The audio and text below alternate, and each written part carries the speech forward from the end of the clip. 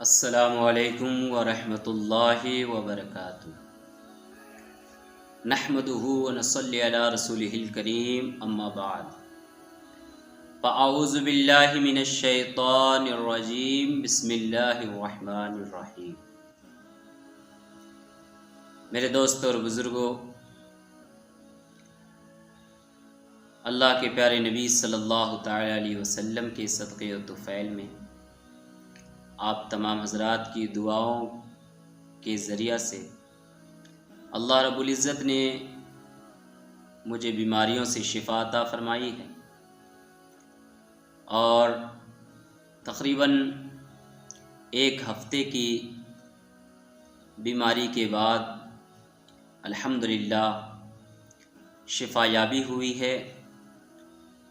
اللہ سے دعا ہے کہ اللہ رب العزت ہر طرح کی بیماریوں سے مجھے بھی اور آپ تمام حضرات کو بھی محفوظ اور مامون فرمائے، اور جو بھی بیمار ہیں اللہ ان کو شفائے کاملہ و عاجلہ عطا فرمائے۔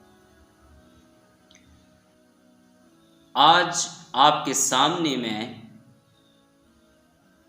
کامیابی کے کچھ راز کو پیش کرنا چاہتا ہوں۔ کامیابی کا راز کیا ہے؟ ہر ایک انسان کامیاب ہونا چاہتا ہے، اور ہر ایک کی خواہش یہ ہے کہ وہ کامیاب ہو جائے زندگی کے اندر، اور اس کے لیے دن رات وہ محنت کرتے ہیں، مشقت کرتے ہیں، خون پسینہ ایک کرتے ہیں۔ کوئی یہ سوچ رہا ہے کہ دولت کما لینے سے کامیابی ہو جائے گی، کسی کو شہرت کی وجہ سے کامیابی نظر آتی ہے، کوئی حکومت میں آ کر کے چاہتا ہے کہ میں کامیاب ہو جاؤں۔ لیکن ایک مسلمان، ایک مومن کامیاب کب کہلاتا ہے؟ ایک مسلمان کی کامیابی کا راز کیا ہے؟ کیونکہ مومن اور مسلمان کو دنیا اور آخرت دونوں میں کامیابی چاہیے، تو ظاہر سی بات ہے اس کے لیے ہمیں دنیا کے کسی پروفیسر اور دنیاوی کسی کتاب کی ضرورت نہیں ہے۔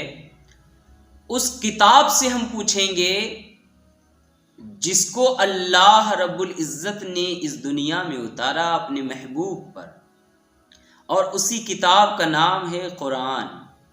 1400 سال سے جیسا ہے ویسا ہی موجود ہے، زیر اور زبر تک کی بھی تبدیلی اس میں نہیں آ سکی ہے۔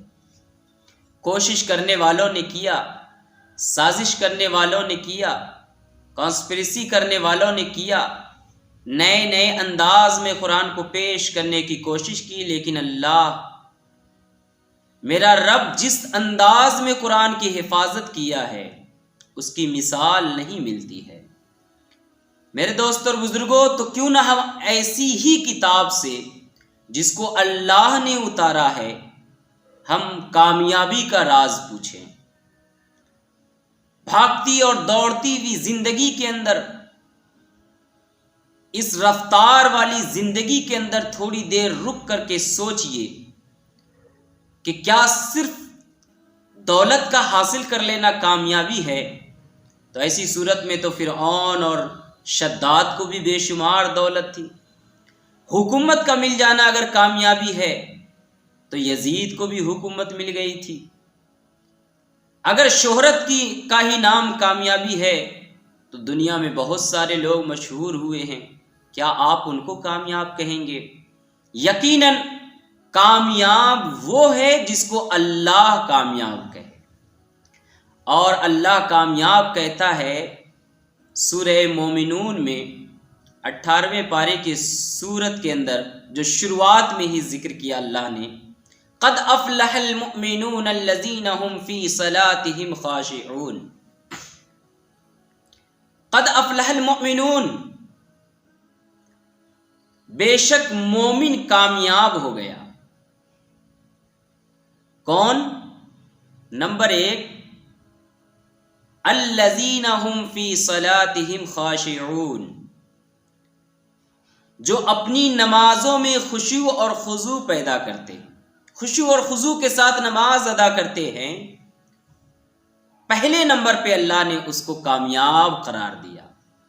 پہلے تو یہ کہ نماز پڑھتے ہیں، اور دوسرا یہ ہے کہ نماز کو پابندی کے ساتھ خشوع اور خضوع کے ساتھ پڑھتے ہیں۔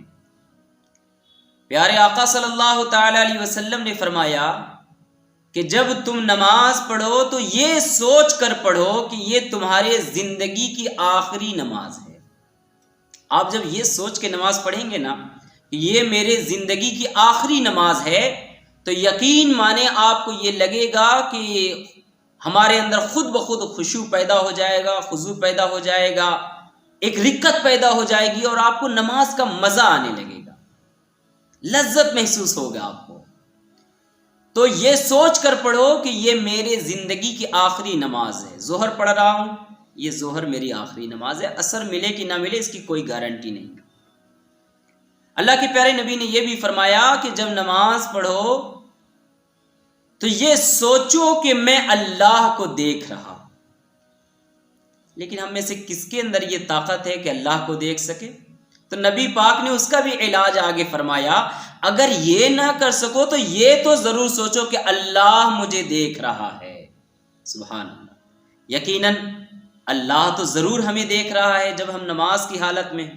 نماز تو مومن کی معراج ہے، اللہ سے ملاقات کا ذریعہ ہے، اللہ سے بات کرنے کا ذریعہ ہے، اللہ سے ملنے کا ذریعہ ہے، ہمارے قبر کی روشنی ہے، میزان کے اندر عمل کے اندر سب سے زیادہ وزنی ہے، پل صراط کا ساتھی ہے، ہمارے تمام آخرت کے راہوں کا ساتھی ہمارا نماز ہے۔ کل قیامت میں سب سے پہلے نماز کے بارے میں پوچھا جائے گا۔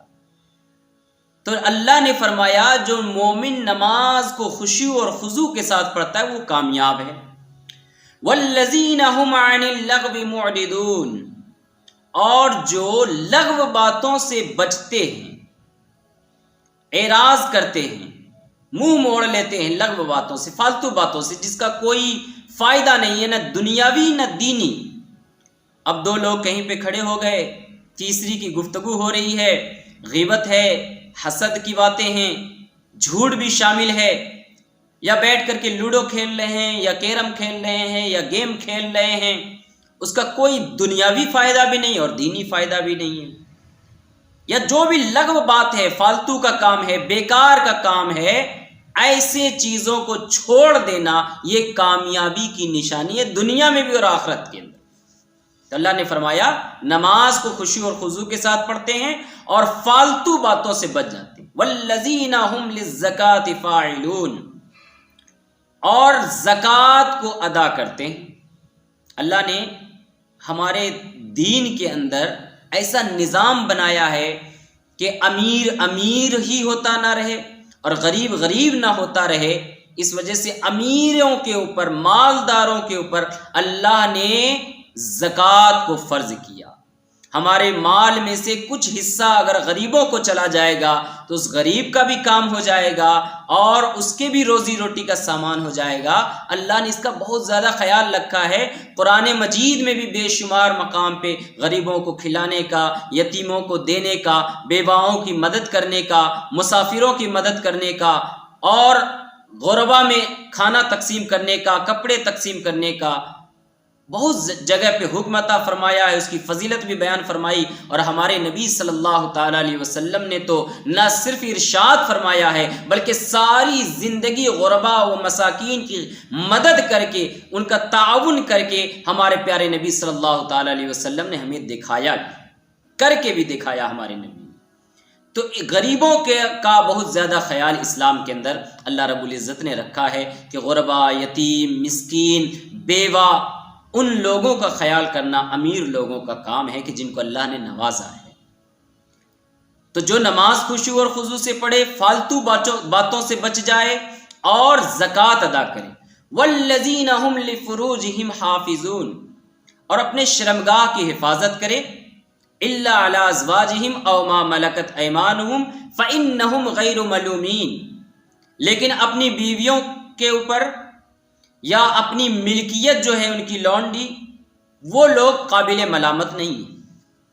اللہ نے ایک نظام بنایا ہے، آج مغرب کے سوسائٹی کو دیکھیے آپ، ویسٹ کلچر کو دیکھیے، کتنا گندا اور کتنا فرسودہ آپ کو معلوم ہوگا کہ وہاں کے لوگ ہی اس نظام سے، سوسائٹی سے بیزار ہو رہے ہیں۔ اس کی وجہ کیا ہے؟ کیونکہ وہاں کے نظام میں کوئی قانون نہیں ہے، آزادی حد سے زیادہ اتنی ہے کہ جو جس عورت کے ساتھ چاہے نعوذ باللہ ہم بستری کر لے، آزادی اس خیال کے جو کپڑے پہنے، جیسا جس کے ساتھ جی چاہے نعوذ باللہ زناکاری کر لے۔ ہمارے دین میں اللہ نے اس کو حرام کر دیا کہ اگر تمہیں اپنی نفسانی خواہشات کو پورا کرنا ہے تو اپنی بیویوں کے ساتھ، یا اپنی ملکیت، آج کے زمانے میں وہ بھی نہیں ہے کہ ملکیت ہو، لونڈی ہو، آج کل کے زمانے میں وہ نہیں ہے، تو اپنی بیویوں کے ساتھ اور اس کے علاوہ کدھر بھی دیکھنا تک بھی اسلام میں حرام قرار دیا گیا ہے۔ تو شرمگاہوں کی حفاظت کرنا یہ بھی کامیابی کی دلیل ہے، دنیا میں بھی اور آخرت میں بھی۔ اور فرمایا کہ جو لوگ خشوع اور خضوع کے ساتھ نماز پڑھیں، لغو باتوں سے بچ جائیں، زکوٰۃ ادا کریں اور اپنے شرمگاہوں کی حفاظت کریں، والذین هم لاماناتہم وعہدہم راعون، اور جو امانتوں کی اور وعدوں کی رعایت کرتے ہیں، پورا کرتے ہیں۔ کسی نے امانت رکھا تو اس میں خیانت نہیں کرتے، وعدہ کیا ہے تو اس کو پورا کرتے ہیں، توڑتے نہیں، وعدہ خلافی نہیں کرتے۔ امانت 1 روپے بھی کسی کا غصب کر لینا، ہڑپ کر لینا، دبا لینا، جہنم کے عذاب کا مستحق بنا دیتا ہے۔ جو غصب کیا ہوا پیسہ ہے، ہڑپ کیا ہوا پیسہ ہے، دبایا ہوا پیسہ ہے، کسی کا مارا ہوا پیسہ ہے، وہ 1 روپے بھی ہمیں قیامت میں پھنسانے کے لیے اور ہمارے وبال جان بننے کے لیے کافی ہوگا۔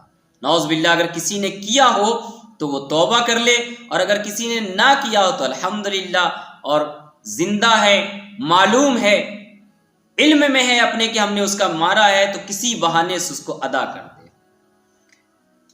والذین هم علی صلواتہم یحافظون، اور جو نمازوں کی حفاظت کرتے ہیں۔ اللہ اکبر، پہلے نماز کے خشوع اور خضوع کے ساتھ پڑھنے کا ذکر فرمایا، اور پھر فرمایا کہ نماز کی حفاظت کرتے ہیں، پابندی کے ساتھ نماز پڑھتے ہیں۔ سفر میں ہو، حضر میں ہو، دکان میں ہو، مکان میں ہو، شادی کا وقت ہو، غم کا وقت ہو، میت کا وقت ہو، کوئی بھی وقت ہو، لیکن نماز کسی حال میں نہ چھوڑے۔ آندھی چلے، طوفان چلے، گرمی ہو، سردی ہو، کسی بھی حالت میں نماز معاف نہیں ہے۔ آپ ہوش میں ہیں، حواس میں ہیں، مسلمان ہیں، عاقل اور بالغ ہیں، تو آپ مرد ہوں یا عورت ہوں، آپ کے اوپر نماز فرض ہے، وہ ہر حال میں ادا کرنا ہے۔ اب کچھ لوگ کہتے ہیں کہ نماز میں دل نہیں لگتا، نماز میں مزہ نہیں آتا۔ حضور محدث اعظم ہند رحمت اللہ تعالیٰ علیہ سے کسی نے پوچھا کہ حضور نماز تو پڑھتا ہوں لیکن نماز میں دل نہیں لگتا ہے، مزہ نہیں آتا ہے۔ حضور محدث اعظم ہند نے تھوڑا توقف کر کے فرمایا کہ اس کے باوجود تم نماز پڑھتے رہتے ہو؟ کہاں حضور، نماز تو پابندی کے ساتھ پڑھتا ہوں، لذت نہیں آتا، مزہ نہیں آتا ہے۔ تو کہا کہ واقعی تم ہی نمازی ہو، کیونکہ تم لذت کے لیے نماز نہیں پڑھ رہے ہو، اللہ کے لیے نماز پڑھ رہے ہو۔ تو نماز کو لذت کے لیے نہیں پڑھنا ہے، مزے کے لیے نہیں پڑھنا ہے، اللہ کے لیے پڑھنا ہے، خشوع اور خضوع کے ساتھ پڑھنا ہے، پابندی کے ساتھ پڑھنا ہے، دل لگے تب بھی پڑھنا ہے، نہ لگے تب بھی پڑھنا ہے، کیونکہ نماز تو ہر مومن کے اوپر فرض ہے۔ اس کو ایک بار بھی چھوڑنے والا اپنا نام جہنم کے دروازے پہ لکھوا دیتا ہے۔ میرے دوستو، تو نماز کو پابندی کے ساتھ پڑھنے والا، اولئک هم الوارثون، یہی لوگ وارث ہیں، حقدار ہیں، کس چیز کے؟ اولئک هم الوارثون الذین یرثون الفردوس هم فیہا خالدون، یہی لوگ وارث بنائے جائیں گے، حقدار بنائے جائیں گے جنت الفردوس کے، جس میں وہ ہمیشہ ہمیش رہیں۔ وہاں موت نہیں آنی ہے، وہاں مرنا نہیں ہے، وہاں تو سر میں بھی درد نہیں ہے، وہاں تو چھوٹی سی بیماری بھی نہیں ہوگی، وہاں تکلیف کا کوئی نام و نشان بھی نہیں ہے، وہاں پہ تو آرام ہی آرام ہے، مزہ ہی مزہ ہے، اور جنت الفردوس تو سب سے بڑی جنت ہے، سب سے اعلیٰ جنت ہے، اس میں جانے والا اللہ اکبر کتنے مزے کے اندر ہوگا۔ اور جنتیوں کو جو سب سے بڑا انعام ملے گا وہ یہ ہوگا کہ وہ صبح اور شام اپنے رب کا دیدار کرے گا، اپنے ماتھے کی آنکھوں سے رب کو دیکھے گا۔ اللہ، اس سے بڑا انعام اور کیا ہو سکتا ہے کہ اگر جنتیوں کو کوئی بھی شے نہ دی جائے، کوئی بھی آرام اور عیش کی چیز نہ دیے جائیں، رب کا اگر دیدار ہوتا رہے تو اللہ اکبر، اس سے زیادہ مزے کی بات اور اس سے بڑا انعام اور کوئی ہو ہی نہیں سکتا ہے۔ تو یہ قرآن ہمیں کہتا ہے نماز کو خشوع اور خضوع سے پڑھنے والے، اور لغو باتوں، بیکار باتوں سے بچنے والے، زکوٰۃ دینے والے، شرمگاہوں کی حفاظت کرنے والے، امانت اور وعدوں کو پورا کرنے والے، اور نماز کی حفاظت کرنے والے، یہی لوگ جنت الفردوس کے وارث